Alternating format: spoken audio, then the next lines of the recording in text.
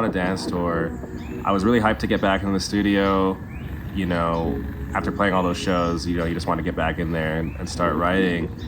But I just couldn't come up with anything, you know, from the writing end or the production end, and nothing was really hitting. It just felt like everything we tried to do, it just went wrong. We even had a big conversation just about Rose Motion and what we were even doing with the project, to be real. Yeah, it definitely got to a point where the question of ending it did come up.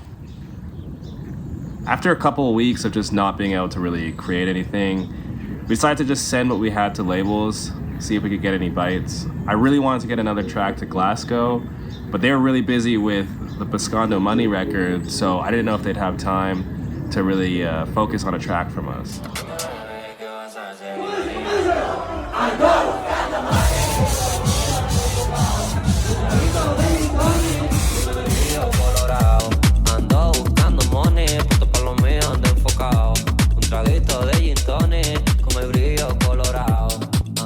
Writing the press release going, this is the first time I've ever heard this kind of level of authenticity from two different cultures in dance music clashing like this. This is now like a thing. And so yeah, it's great that we were right there at the beginning of this thing. It's lovely to see. I wanted Glasgow Underground to reflect the music that I play as a DJ and the music that I think like dance floors want to hear. And so it's really nice when you do that and DJs respond by buying your music and supporting your music. So you're kind of doing what you set out to do. So it's a little bit like, it feels good. It feels like I'm accomplishing what I set out to do.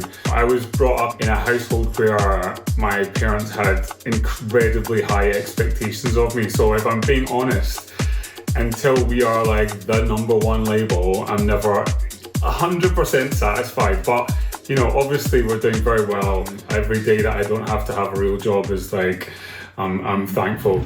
Okay. Actually, no. I'm gonna say, hey, it's Rose Motion, and then you can go. Right? Okay. So it's called, okay. And that called. Okay. All right, let's go, come on. Hey. You said you're... Sorry, you go. You just said, okay. Hey, it's Rose, dude. Turn your phone on silent. Sorry, damn it. Yo. What is that? Oh! Wait. No way.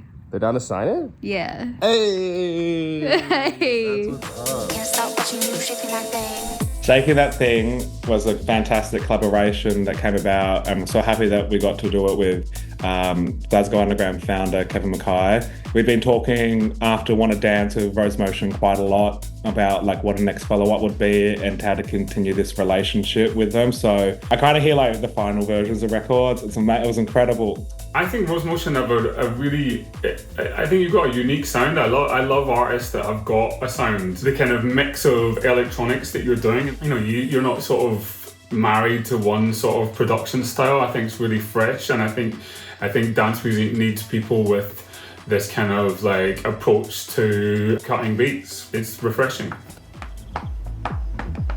The original idea for Shakin' That Thing was more of like a tech house, darker club kind of record. And then going back and forth with Kevin, it turned into a more chill, deep house, lounge type of track. A lot of the time you have these ideas and tracks and you go, right, I'll try and do this.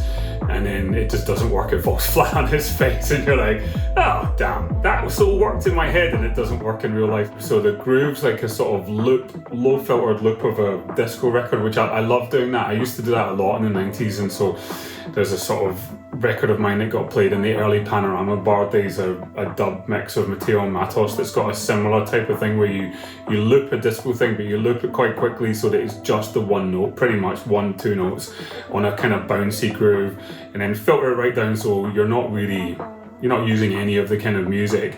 So I had this energetic sort of groove, found the melody for the top of it, and then so I was building the melody up, and then the minute I took out the melody and dropped your vocal in and that thing worked, I was like, yes.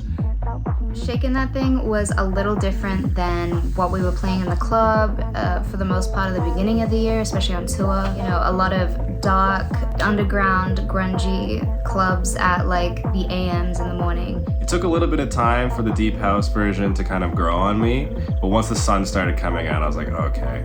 Shakin, that thing kind of opened my eyes to the possibilities of like where Rose Motion can go. And I can see myself sitting on a rooftop with a cocktail, the sun is shining, and hopefully there's a pool party nearby.